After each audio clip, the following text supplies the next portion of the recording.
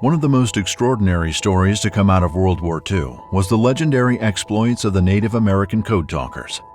Using little-known Native American languages as a means of secret communication was pioneered by Cherokee and Choctaw speakers during World War I, but code talking is most closely associated with the Navajo speakers who developed an unbreakable code for the Marines during the war. The future heroes of Guadalcanal and Iwo Jima began their lives far away from the Pacific theater where they would make their mark. I grew up in New Mexico, out in the country. My parents had sheep for a living. I grew up as traditional Navajo way. Never knew a word of English except my name. Boarding school, very strict, almost like military. It wasn't too bad, except we were told not to speak Navajo. And if you speak Navajo, you get punished. When Pearl Harbor was attacked, many Navajo felt compelled to honor their warrior tradition by joining the military. One of my clan cousins came home with a beautiful Marine Corps uniform, and I asked, how do I get one of those? He said, you got to join the United States Marine to get this kind of uniform. I lied about my age, joined the United States Marine. We just joined the Marines. That's how I spent the war. I actually joined the Marine to be an aerial gunner. So they processed me, gave me all kinds of tests, and they sent me to Albuquerque. Eight of us joined from the school that I went to. From there, it's all military life. What the men didn't know was that Philip Johnson, a World War I veteran raised on a Navajo reservation, thought that the Navajo language, with its complex syntax, could supply the military with an indecipherable code. In 1942, he staged a demonstration for Major General Clayton B. Vogel and proved that Navajo men could transmit and decode a 3-line message in 20 seconds compared to the 30 minutes it took the decoding machines at the time. And the Navajo Code Talker program was born. After we finished boot camp, I was ready for gunnery school. They put me on the bus at the boot camp. They sent me. They didn't say where. It was a restricted area where I got off. I walk in. They say, you're Navajo. You're going to go to Navajo Code Talker School. This is a top secret location. This classroom is top secret. What we want you to do to develop a military code using your language. We had the building to ourselves. The building says Navajo only. They told me they were making the code. Letter A, Walachi, that means red ant. B, Shush, that means bear. D, a dog, say chime. On down the line, all the way down to Z. Pelelieu, which means guns.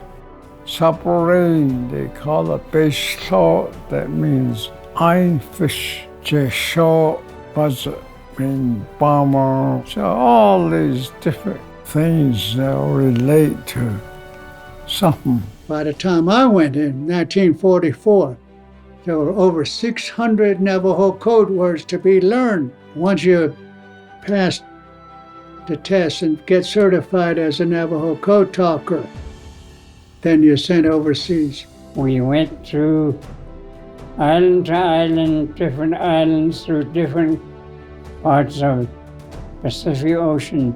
Guam, Pelelieu, Okinawa, and I stayed there the rest of the war. There's a guy, he stepped out of mine. Boom!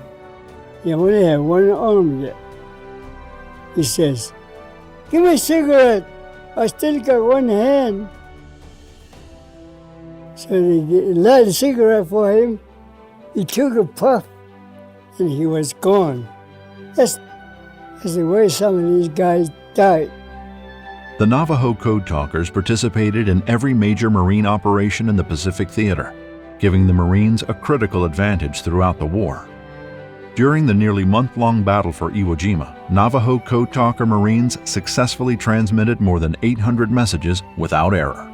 It was scary. You just had to stay in this foxhole with your equipment, radio, bullets, motor flying all over the place. Each unit had one code talker. others had too. So we had that communication going.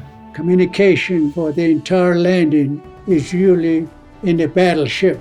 Navy assigns us runners to stand behind each one of us 24 hours a day. We receive it in Navajo code, we write it down in English, hand it over our shoulder. He takes it up to the bridge, gives it to the general or the admiral. They tell us it saved hundreds of thousands of lives. Without Navajo, Marines would never have taken the island of Iwo Jima. The Navajo Code Talkers were some of the most effective combat troops to serve in World War II, but it was decades before they could share their story, which was not declassified until 1968.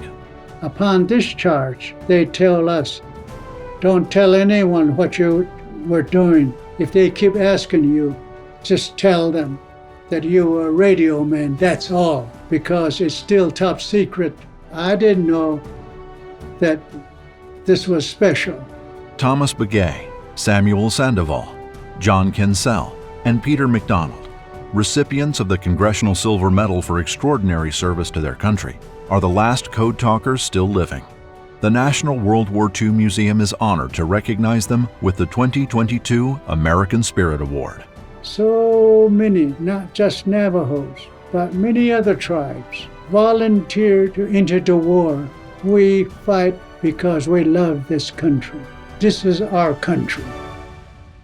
No kana da yela da so konta di ka o da di do tas ka ke da so konta di ba da ngani ne kaila ave ye da ho ro on tanta he ole the United States Madre.